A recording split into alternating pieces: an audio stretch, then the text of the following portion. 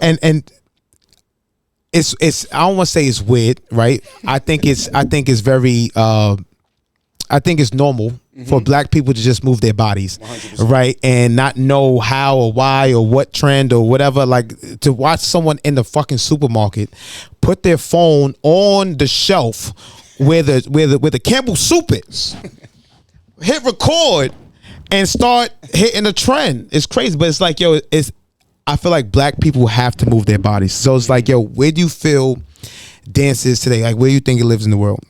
It's definitely on our phones. Yeah. It's a thing that people do on their phones a lot. It's not really for the, I mean, believe that there are many passionate people in the world. I know a lot of them being that graciously able to travel, because of dance.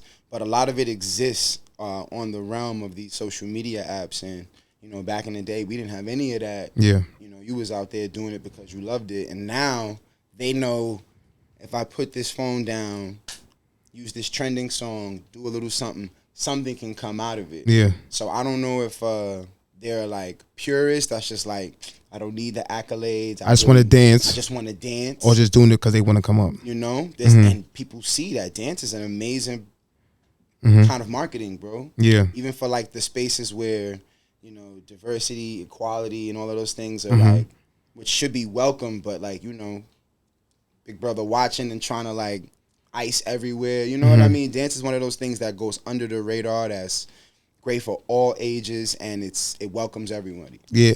Man, ask you a question. How would you make money dancing?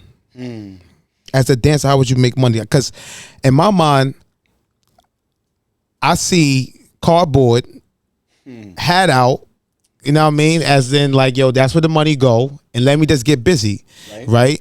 And like, how would someone make dancing a money thing in the industry? Like, well, back in the day, you'd get signed to a record label.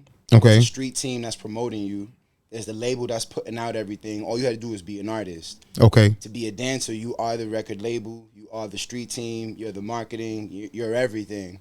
But the beauty in that is like when you invest in your knowledge, what you're sharing, and when you are exemplary at that, you put yourself in a lane in a market where people thrive and crave knowledge. Many pockets of the world love Black and brown art forms and become teachers themselves after learning from some people. So it's quite a lucrative market, but it's not something that they can teach you in college. The kind of resources that you would receive is like similar to being a part of a fraternity or a sorority, because opposed to like being Sigma or Alpha something, I do a style called hip hop. And anybody that is looking for a hip hop, I am a Black male from East Harlem that teaches hip hop, which comes from New York.